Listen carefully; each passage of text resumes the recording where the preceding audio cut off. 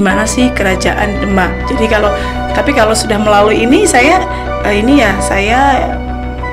bisa katakan mungkin di selatan tadi ya, di selatan alun-alun ya, di sekitar tadi.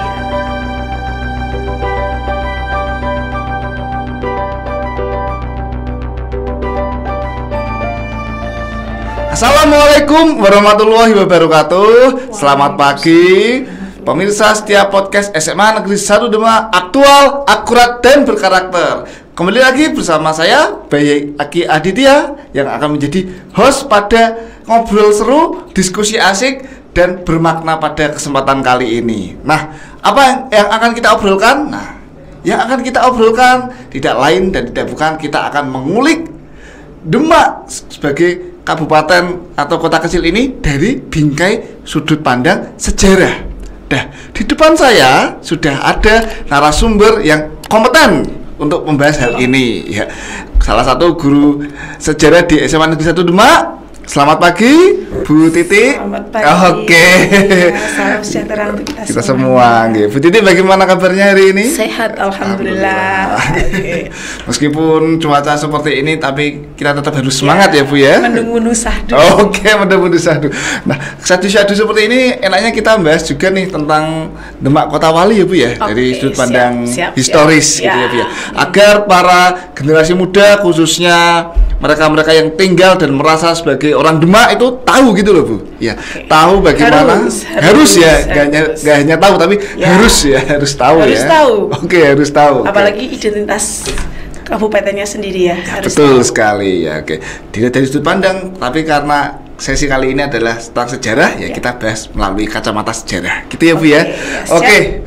Ini ngomong-ngomong nih, Bu. Nah, setiap kota baik itu besar, kecil maupun kabupaten itu kan pasti memiliki hal-hal unik dan istimewanya sendiri-sendiri, termasuk Kabupaten Demak. Tapi kalau saya sih senang menyebutnya itu Kota Demak ya, Via. Kota kecil sih ya. Kota kecil Demak. Nah, untuk Demak sendiri menurut Bu Titi itu istimewanya apa sih kalau kita lihat dari sudut pandang sejarah? Oke, kalau dari sudut pandang sejarah jelas istimewa sekali. Ya. Kalau dari sudut pandang sejarah, karena kita tahu ratusan tahun yang lalu ya, tepatnya di abad 16 gitu ya, 1500-an di Kabupaten Demak ini pernah berdiri sebuah kerajaan Islam pertama di tanah Jawa. Ya kan? Ya, secara otomatis Demak pernah menjadi pusat perkembangan agama Islam. Ya, di sisi lain kerajaan Demak juga kerajaan niaga yang tidak diragukan lagi ya. Kekuasaannya yang hampir di seluruh tanah Jawa. Anda juga tahu kan? Sebagai guru sejarah yang tahu pasti. Ya. Betul, dan kita tahu juga bagaimana Demak bisa menguasai beberapa wilayah, termasuk mengusir kekuasaan asing di Sunda Kelapa dengan panglima perangnya Fathahillah. Wah, itu sangat keren sekali. Ya, ini sesuatu yang istimewa sebenarnya. Cuman sayangnya cerita-cerita seperti ini untuk generasi muda yang kebetulan saya mengajar sejarah ya.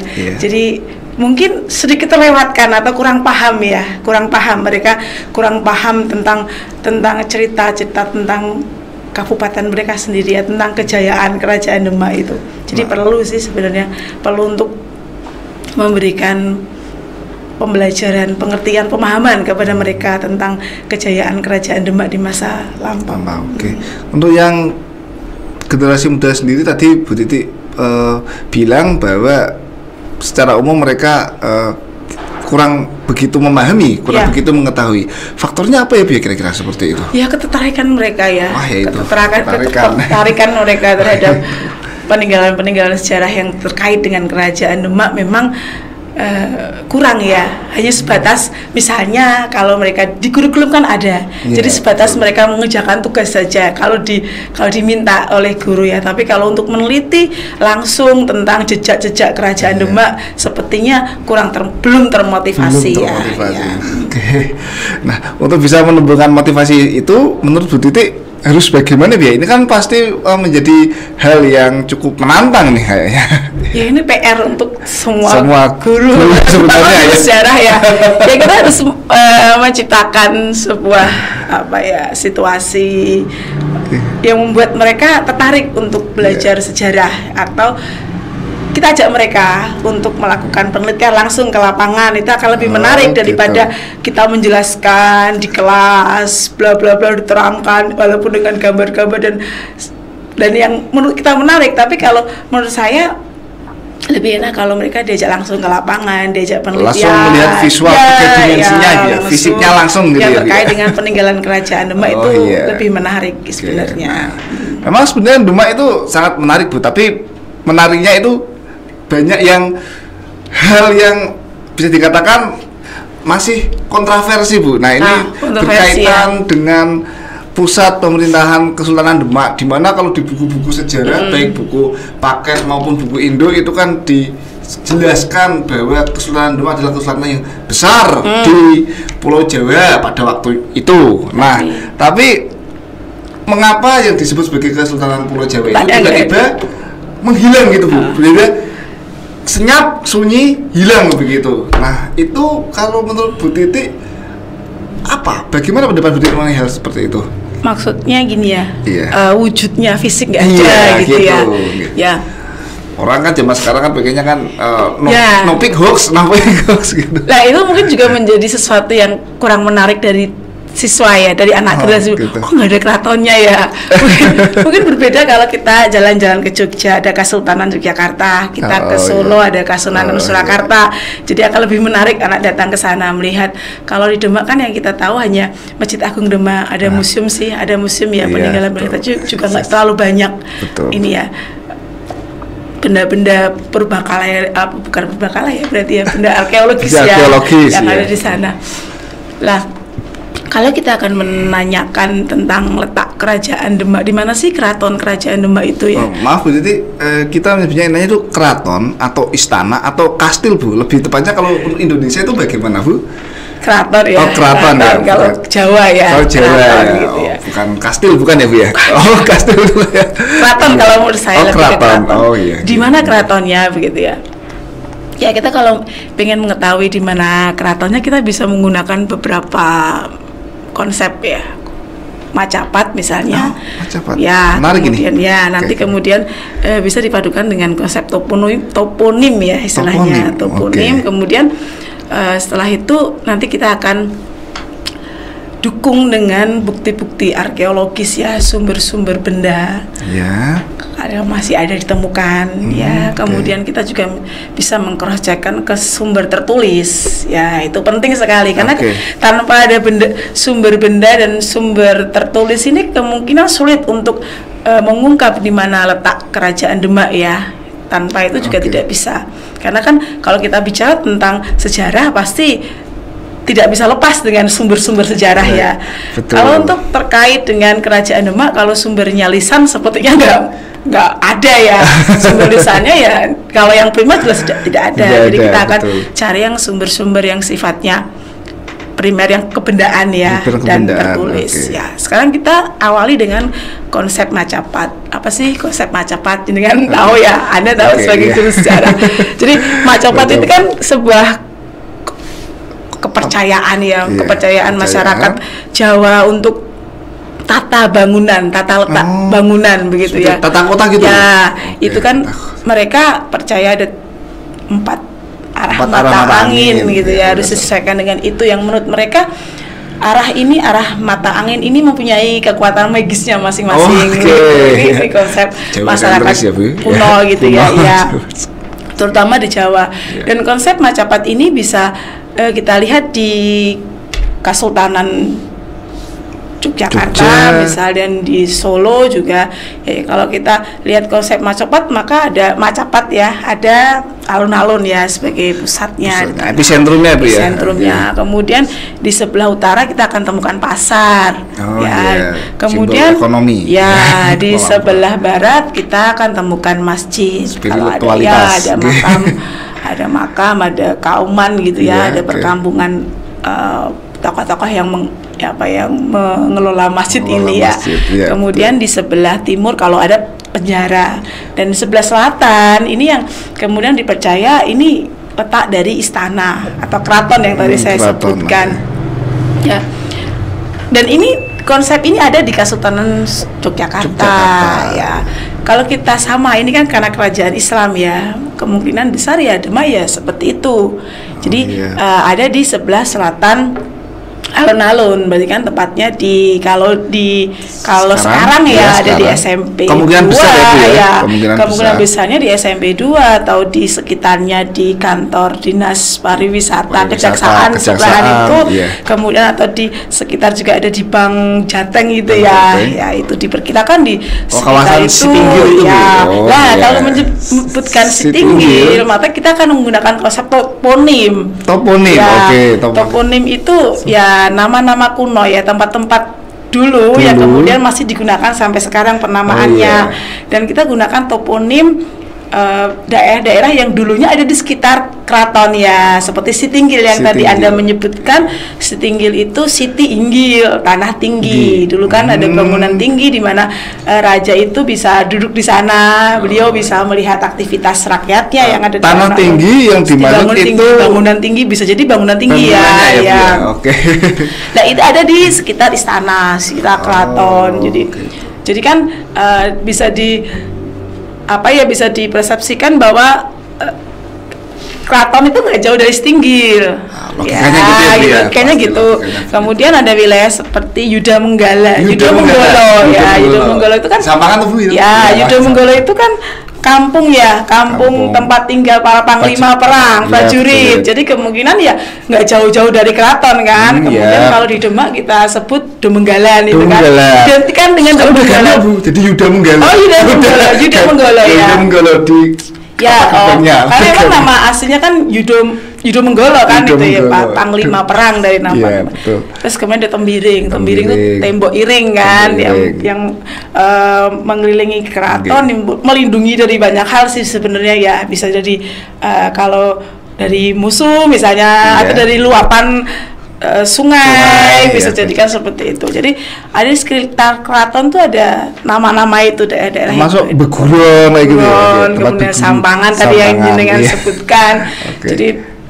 Jadi karena ada nama-nama toponim di sekitar itu ya diperkirakan ya di daerah situ ya, jauh dari SMP 2 ada ya dinas pariwisata tadi ya, Kabupaten Demak itu. Cuman yang jadi permasalahan sekarang kan tempat itu sudah cukup padat penduduk ya. Jadi tidak mungkin juga ada ekskavasi penggalian gitu. Itu pasti harus bayar mahal ya. Pemerintah harus melepaskan tanah yang begitu banyak, pembebasan ya untuk diajarkan ekskavasi, atau mungkin kerelaan dari warganya juga untuk itu kan tidak mungkin ya, karena posisi sudah padat penduduk.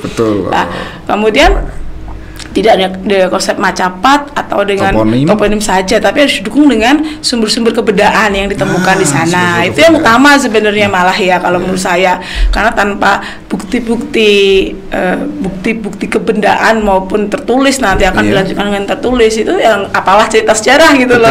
Karena kita bisa bercerita kalau ada sumber-sumber sejarah itu, dan harus kita melalui proses autentik ya dan kredibel ya. Jadi benar-benar bisa dipertanggungjawabkan secara ilmiah.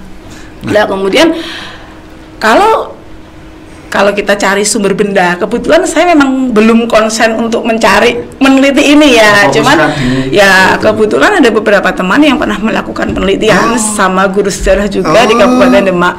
Jadi dari beliau saya tahu gitu, diberi informasi bahwa ada kok ditemukan gitu kan benda-benda arkeologis, itu semacam umpak begitu ya. Umpak itu ada generasi muda mungkin namanya umpak-umpakan.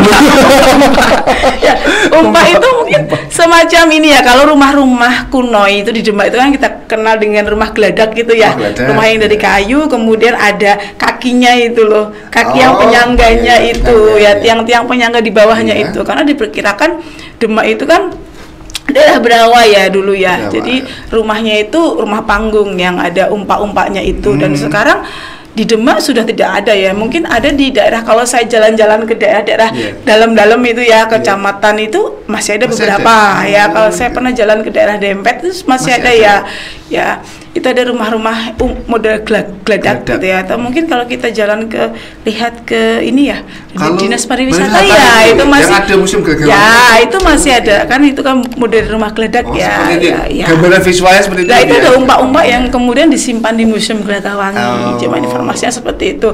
Kemudian ketika ada penggalian di sekitar SMP 2 di sekitar Setinggil ditemukan keramik kayak konon seperti itu dan disimpan di museum Gelagawangi. Jadi ini akan tapi sumber-sumber benda ini kalau menurut saya harus di-cross-check-kan ya, harus dikritik eksternal ya gitu, benar-benar kayak ini sejaman dengan kerajaan umpaknya itu sejaman dengan kerajaan Demak di abad 16 ya ini ya, tapi saya percayalah untuk dinas pariwisata Kabupaten Demak sudah melalui proses ini sehingga mengklaim itu bahwa itu sejaman pada zaman abad ke-16 gitu. Jadi ada proses-proses yang harus dilewati ya untuk menemukan letak di mana sih kerajaan Demak. Jadi kalau sudah melalui ini saya bisa katakan mungkin di selatan tadi ya, di selatan alun-alun ya, di sekitar tadi ya SMP 2 di sekitar Setinggil ya, dan Jateng situ kemungkinan besar ya. Kemungkinan besarnya itu ya. Oke. Nah, Bu Titi itu kan nanti sumber benda ya, akan lebih kuat lagi kalau ada sumber tertulis. Ya, harusnya ada sumber tertulis. Kerajaan Demak juga ada sumber tertulisnya, Bu Titi. Kerajaan Demak sejaman dengan kerajaan Demak. Yang sejaman misal seperti catatan dari Fernandes siapa itu Pinto Mendes Pinto itu yang dulu Tom Pires juga Tom Pires bisa Suma Oriental tapi tidak terlalu banyak sih kalau dia bercerita tentang Demak ya. Cuman kalau dari saya baca di artikel online begitu ya, karena saya juga tidak menemukan bukti aslinya karena ada mungkin di Belanda sana ya. Nah, itu ada mungkin atau di luar negeri begitu ya untuk mengetahui catatan dari Fernandes Minto tadi ya, itu dia pernah datang gitu ke Nusantara kita, ke Jawa terutama gitu. Itu pada masa akhir kerajaan Demak ya. Jadi ketika Sultan Trenggono ya setelah itu pasca itu jadi ketika konflik dengan Arya Penangsang itu dan kemudian kerajaan dipindahkan ke Pacang itu. Dari Pinto itu bercerita bahwa pernah ada serangan balik dari kerajaan Blambangan dulu yang pernah dikalahkan oleh Trenggono ya. Itu merusak keratonnya itu. Menurut catatannya Pinto itu. Merusak keratonnya itu. Pada saat itu sudah posisi di akhir ya, jadi sudah akan dipindahkan ke Pacang oleh Sultan Hadiwijoyo kan, jadi memang itu kemungkinan besar semacam bangunan kosong bangunan kosong dirusak gitu Bu ya, tidak disebutkan sih disebutkan di si sumber itu hanya ada bangunan keraton yang dirusak oleh pasukan dari Blambangan sebagai balas dendam. Cuma ini juga harus perlu ada kritik internal ya dari kredibilitas dari sumber ini.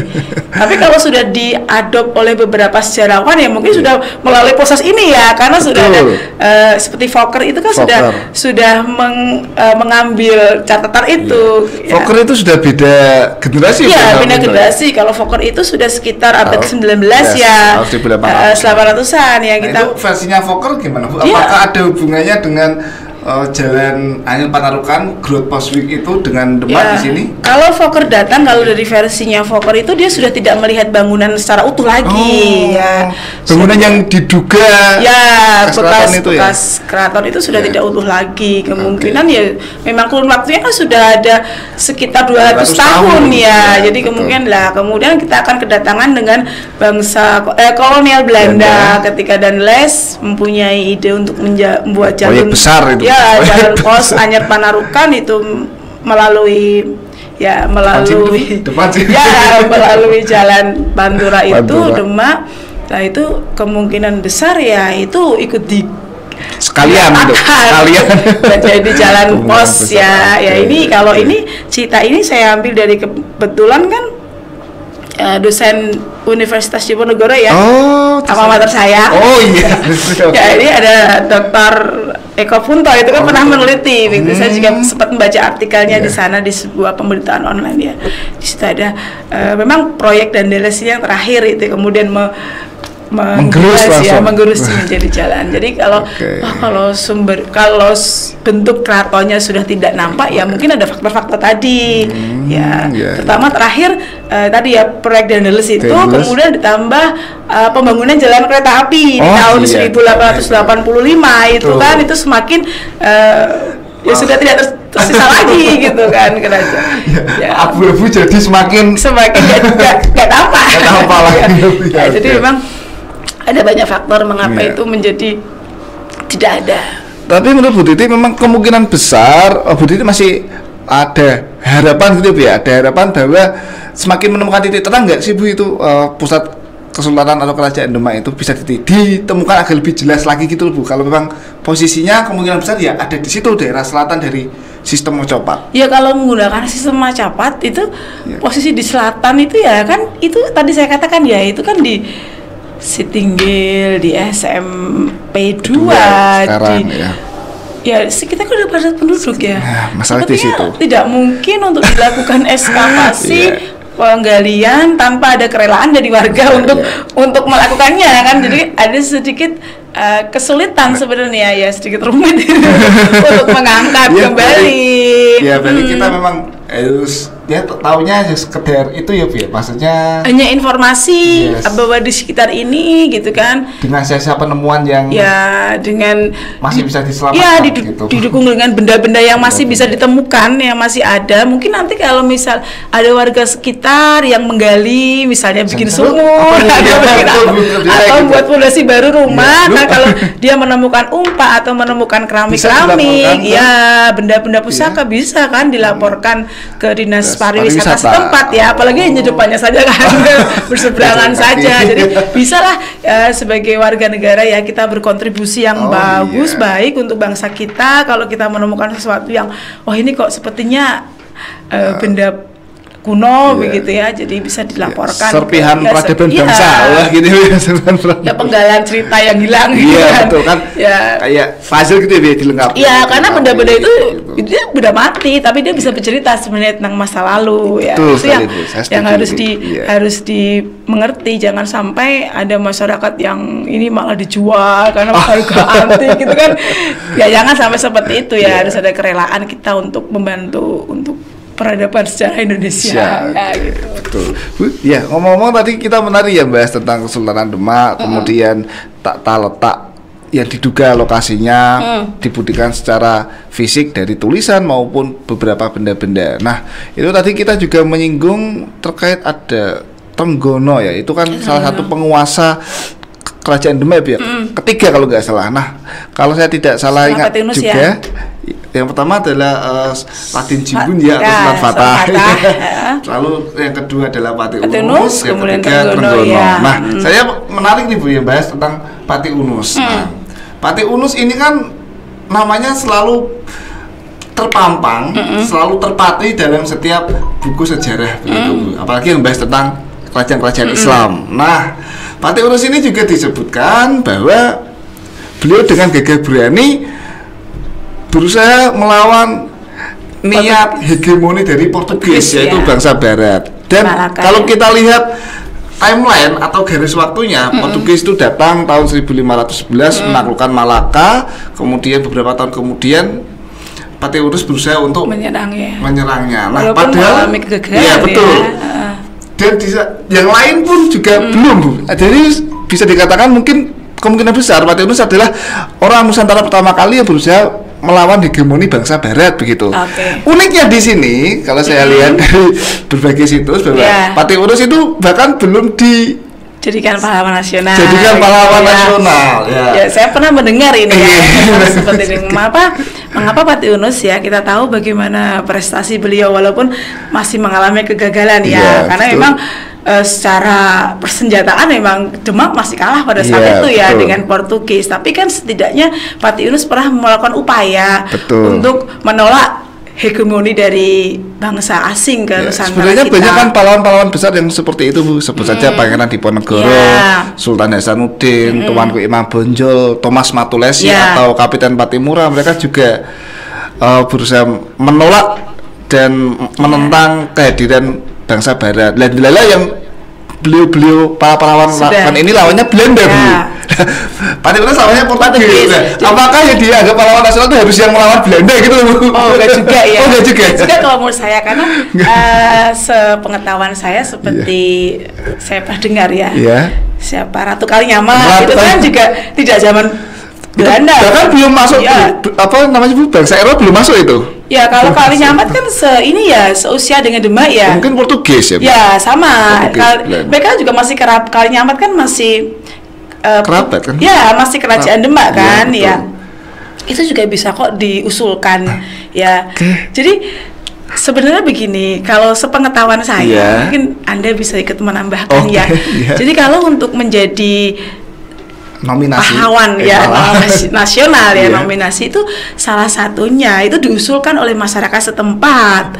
Bisa diusulkan ya, bisa dari pemerintah tapi juga bisa diusulkan. Jadi kalau di beberapa kota itu kan ada masyarakat secara Indonesia ya. Nah, itu yang biasanya akan mengusulkan nama-nama tokoh-tokoh dari daerahnya untuk menjadi pahlawan nasional, tokoh-tokoh yang berpengaruh ya. Yang berpengaruh ya. Nah, itu ya bagaimana dengan Demak, saya belum tahu ya apakah dari masyarakat Demak ya ada yang mengusulkan Pati Unus sebagai pahlawan nasional ya. Kalau memang sekiranya memang diperlukan dan pantas untuk menjadi mendapat gelar pahlawan nasional, mengapa tidak diusulkan? Atau mungkin sudah mengusulkan tapi prosesnya belum ini ya, belum final. Bisa jadi seperti gitu ya. Kita kan tunggu. Ya, karena kembali lagi belum ada, saya sendiri tidak meneliti secara khusus ya konsen tentang ini ya. Kalau memang kalau memang harus diusulkan ya monggo, ada masyarakat yang mengusulkan nama Pati Unus untuk dijadikan pahlawan nasional seperti tempat-tempat yang lain. Jadi tidak hanya menunggu dari pemerintah untuk disahkan sebagai pahlawan nasional. Jadi perlu ada peran aktif masyarakat setempat juga. Ya tadi yang saya katakan, misalnya melalui masyarakat sejarah Indonesia kan ya. Itu setiap kabupaten atau kota ada ya, Bu? Setahu saya ada. Cuma kalau di Demak ada mungkin ya, harusnya ada misalnya dari situ nanti bisa diusulkan ya, mungkin ya sudah ya, tapi mungkin belum final juga jadi kita kan masih draft tidak tahu ya. Jadi emang harusnya diusulkan kalau memang itu berpengaruh terhadap masyarakat Demak secara luas ya. Ini juga berlaku untuk Fathahilah ya, mungkin yang membebaskan Batavia menjadi Jayakarta karena lawannya ya Portugis, Bu. Itu juga peran besar Panglima Perang Fathahilah ya. Sekarang Batavia, Jayakarta jadi ibu kota Indonesia. Nah, mungkin ini masukan juga ya untuk masyarakat ya, untuk mengusulkan beliau untuk sebagai pahlawan nasional. Oke, Bu Titi, ini terakhir nih, Bu Titi. Terakhir nih, ada pesan yang ingin Bu Titi sampaikan kepada pemirsa podcast SMA Negeri 1 Demak terkait obrolan seru kita pada hari ini, temanya tentang Demak, Bu? Monggo. Ya, khusus ya kalau saya lebih kepada generasi muda ya, yalah kalian sebagai generasi muda Indonesia begitu, lebih peka terhadap sejarah bangsa kalian, lebih menggali lagi, lebih tertarik begitu ya untuk mempelajari sejarah bangsa kalian, apalagi yang terkait dengan daerah tempat tinggal kalian ya. Identitas daerah kalian harus kalian tahu. Itu sangat penting sekali kalau menurut saya, sekaligus untuk mempertebal rasa nasionalisme, cinta tanah air kalian ya. Jadi khususnya generasi muda ya, ini harus lebih interest, lebih tertarik untuk memahami tentang sejarah terutama lokal ya, tentang daerah mereka. Jadi sebagai kebanggaan mereka juga. Apalagi ke Jalan Demak ya, mereka harus bangga. Oh dulu nenek moyang saya ini pernah menguasai hampir seluruh Pulau Jawa itu ya. Meskipun sekarang jadi kota kecil. Dan sekarang ya lepas dari masalah itu, tapi bagaimana kemudian generasi muda ini bisa membangkitkan kejayaan Demak pada saat dulu itu ya. Jadi pada saat ini bisa bersaing dengan daerah-daerah lain ya. Yes, closing yang sangat mantap Bu Titi. Terima kasih Bu Titi. Mungkin kita bisa bertemu dengan sesi-sesi selanjutnya. Ya, baik. Seperti itu, pemirsa setia podcast SMA Negeri 1 Demak, ngobrol seru kita mengenai telisik jejak fisik Kesultanan Demak, Kesultanan Demak di Kota Wali ya. Tolong diambil hikmah maknanya ya, bahwa jas merah jangan sekali-kali melupakan sejarah ya, apalagi mengenai kota kelahiran, kota tempat tinggal kamu, di mana kamu tumbuh, berkembang, dan nanti juga bisa menghasilkan karya di kota ini ya. Terima kasih sekali lagi, sampai jumpa pada pertemuan selanjutnya. Podcast SMA Negeri 1 Demak, aktual, akurat, berkarakter. Wassalamualaikum warahmatullahi wabarakatuh. Waalaikumsalam warahmatullahi wabarakatuh.